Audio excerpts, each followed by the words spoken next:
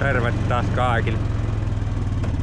Lähdetään kahtomaan, että mahtaisiko sieltä löytyä sieniä tuolta metästä. Nyt on satanut pikkusen, niin onko kerennyt jo nousta sieni.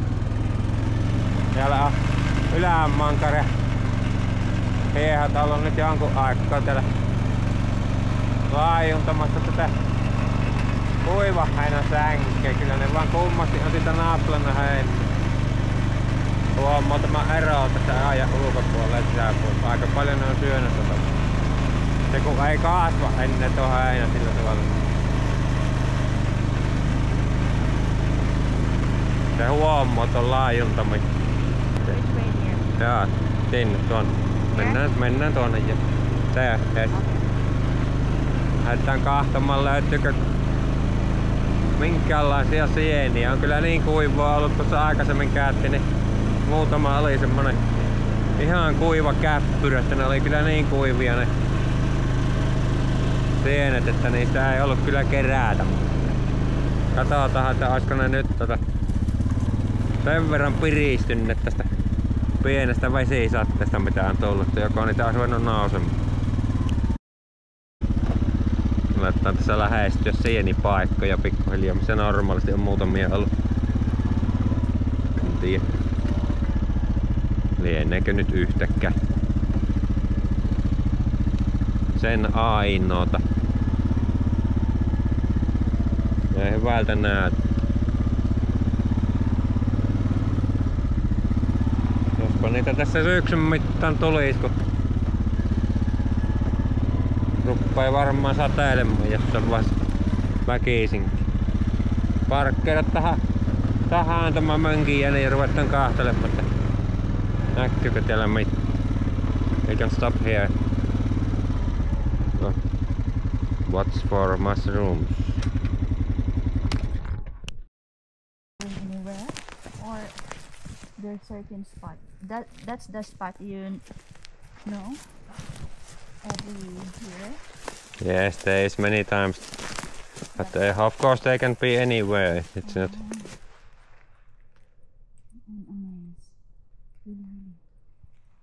So beautiful.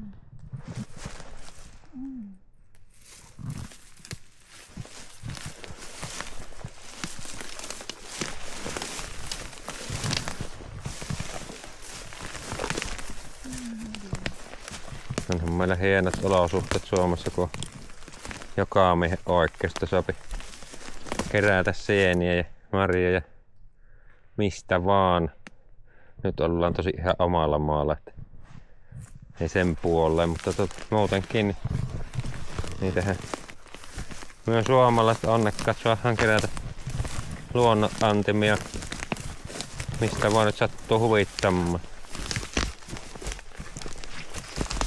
Onhan se aikamoinen etu.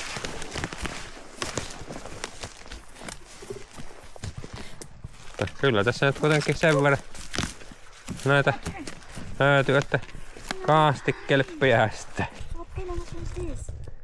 Se on, it's same. It's bigger. It's yes, it's just bigger. Little older.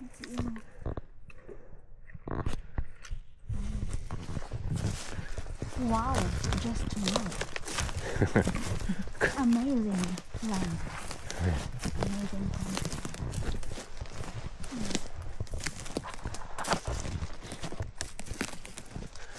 Jatketaan kanttarellihin haraavaamista. Jospa niitä löytyisi jostain vähän semmosia tuoreema-aloisiakin. Niin kyllä nuo on tosiaan kaikki nyt mitä on kerätty niin ihan syötämissä olevia, mutta ei nyt pitää huippulaatua voi sanoa olevan.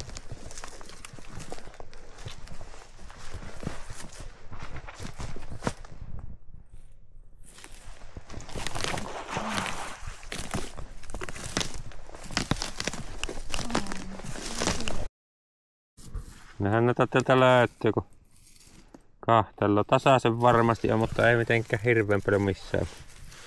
Kuitenkin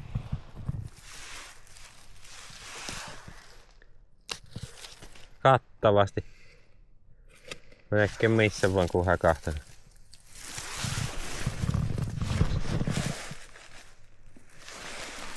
Laatu on tosiaan vähän tämmönen. Mutta ei niinku ihan parasta laatua ole, mutta syötäviä kuitenkin.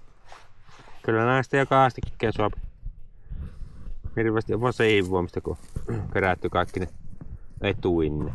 Ja pihassa sitten siivota nämä. Kokkeillahan tehdään niistä ruokkaa. Pikkusankollinen tuli ensimmäistä kohteesta kanttarellia. Käy vähän kahtamassa toista paikasta. On mulla semmonen yksi paikka tiedossa, missä perinteisesti ollut kyllä ihan hyvää kanttarellia, mutta tähän ei minunkaan tiedä. Omainat alkaa tässä ensimmäisessä puussa olla pikkuhiljaa jo kypsiä, mutta on kyllä hirmu pieniä ja hirveän vähän. Ei oo omainat oikein nyt tänä kesänä hyötynyt niitä. Meillä kaunis kesä, loppukesä ilta tässä näyttää aika tyynessä oleva. Taitaa lähteä tänä iltana käymään. Ei keli huonommaksi muutu, niin kokkailemassa tuulastamista. Katsotaan, jos ei rupea ihan älyttömästi laastata, mutta käydään ensin kahtamassa kanttarellia. Siinäpä ne on kanttarelli retken saaliit. Siinä on 3 litraa kuluu ja sitten tämmönen pikkusen kukkuralitra mittakupiillinen kanttarelli. Laatu ei ole ihan huippuluokkaa, mutta syötäviä kuitenkin. Pikkusen ovat semmosia. Siellä toisessa paikassa, missä käytiin myöhemmin, niin siellä oli parempilaatuisia. Tehdään näistä noista kanttarelleista niin kanttarellikaastiketta perunoihin kanssa. Noista vois periaatteessa tehdä pyttipannua noista lopuista. Mutta huomenna varmaan. Tehdään nyt kanttarellikastiketta noista tuosta kupiillisesta. Rumahutetaan ensimmäisenä nämä kanttarellit ihan siltä, nyt on pikkusen pienittynyt tuonne pataan. Elikkä niitä pitäisi pikkusen aikaa siinä paistella, että niistä haehtuu ne kanttarelliin oma liemi pois.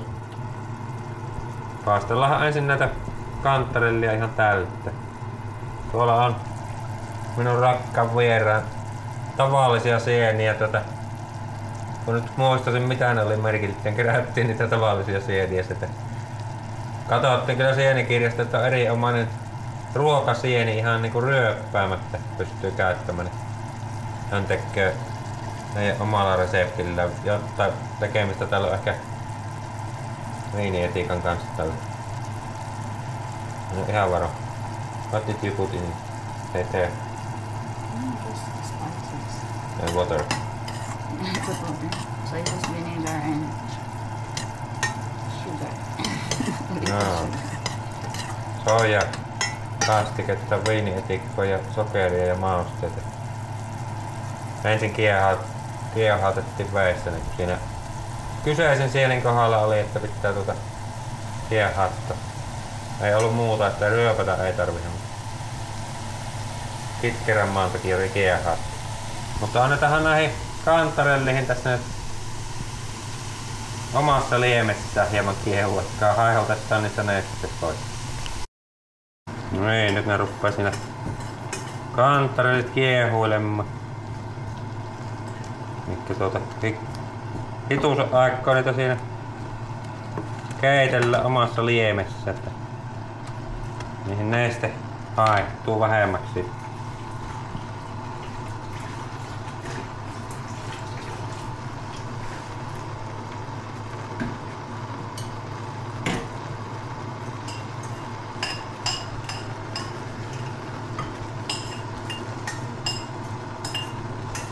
Yllättävän paljonhan niissä vaan nestettä on, vaikka kovasti paljon olivat semmosia kuiva-aloisia no sienet.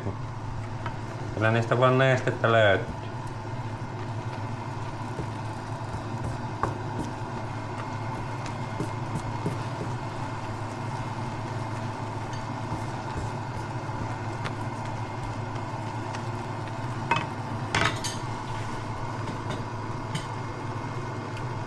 Minäpä tässä keittelen näitä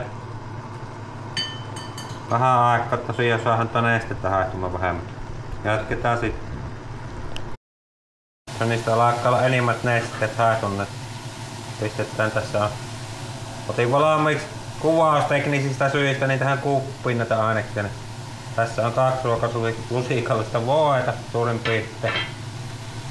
Saattaa olla vähän enemmän niin.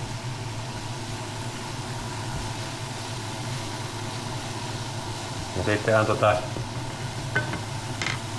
yksi sipuli silputtuna. Sumahutetta sekka. Sitten paistellaan voin kanssa sen aikaa, että sipuli pehmii.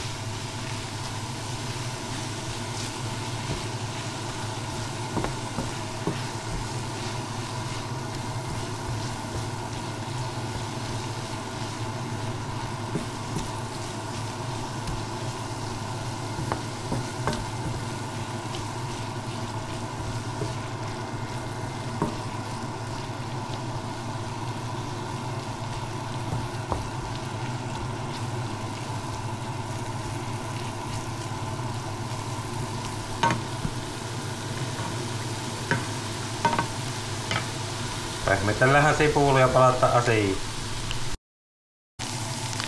Niin, eiköhän se nyt ala sipuli pehmennyt, niin tähän ripautellaan sitten ruokalusikalle niin vehnäjauhoja joukkoon.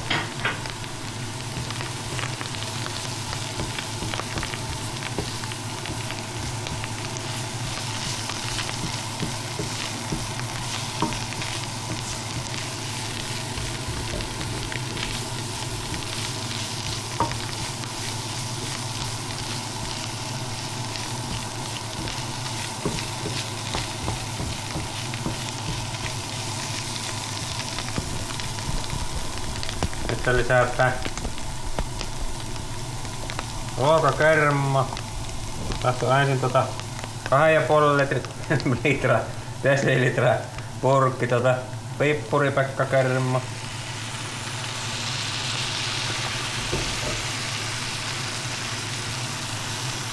Kumahutetaan se sinne. Sitten kun meillä on suuri siliystävä vieraana, niin pistetään desi sweet chili ruokakermaa vielä joukko.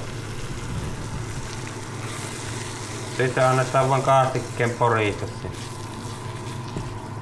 Hiljalleen kiehutellaan sitä 10-15 minuuttia.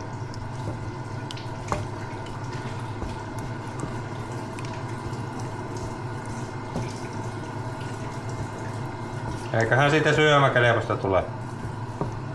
Toivottaa niin. Palataanpa kohta asiaan. Siinäpä se kastike nyt hiljalleen syöpi poreilla sen 10-15 minuuttia. Perunat on tuossa kiehumassa. Siinä on vieläkin niitä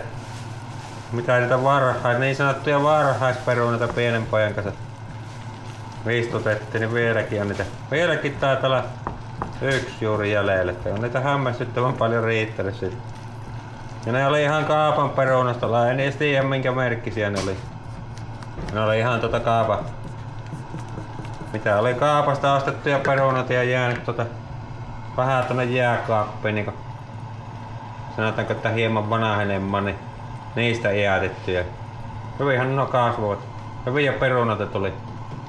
Niitä on syöty ja syöty ja syöty. Niin ajan paljon voipi muutamasta juuresta tulla perunat. Siellä ne kiehuskellaan. Heitetään perunat ja ruvetaan sitten maastelemaan kankkarillikastiketta. Siinäpä ne nyt on tämä sieniretke. Ensimmäiset saalit syöntivalmiina. Pitää ruveta maistelemaan miltä se kastike maistuu. Vähän tuo lusikala tuossa kun maistelin ihan makosta oli. Perunoissa on pikkusen tommosia pieniä rupia, en tiedä mistä johtuu, onko kuivuusta vai mistä. Eihän se makkuun vaikuta.